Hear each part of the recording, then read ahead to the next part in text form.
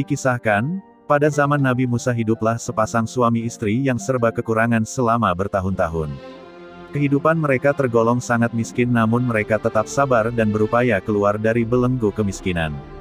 Suatu hari saat mereka beristirahat di tempat tidur, sang istri berkata kepada suaminya, "Bukankah Musa itu Nabi Allah dan bisa berbicara dengannya?" Sang suami menjawab, "Ya, benar." Sang istri berkata lagi, "Kalau begitu kenapa kita tidak pergi mendatanginya dan mengadukan keadaan kita kepadanya?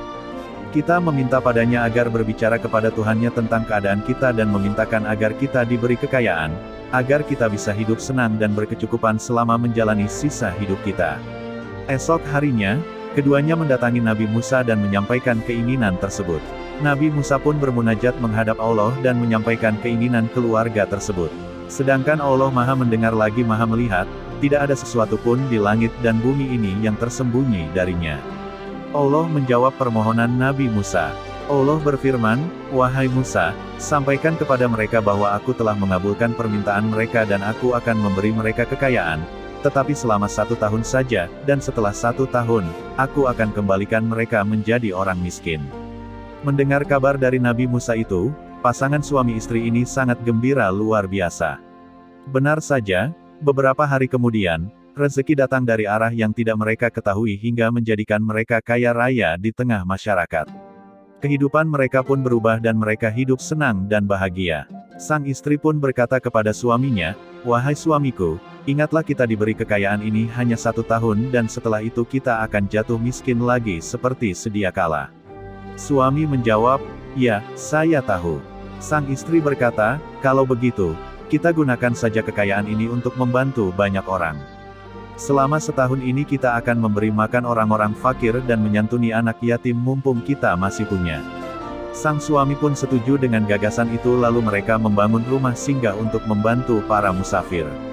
Rumah itu dibangun dengan 7 pintu, masing-masing pintu menghadap ke jalan yang berjumlah 7 persimpangan. Keluarga ini pun mulai menyambut setiap musafir yang datang dan memberi mereka makan dan tempat singgah gratis, siang malam. Mereka terus sibuk melayani selama berbulan-bulan. Setahun berlalu sepasang suami istri ini tetap sibuk membantu para musafir dan memuliakan tamu yang berdatangan. Kehidupan mereka pun tetap kaya.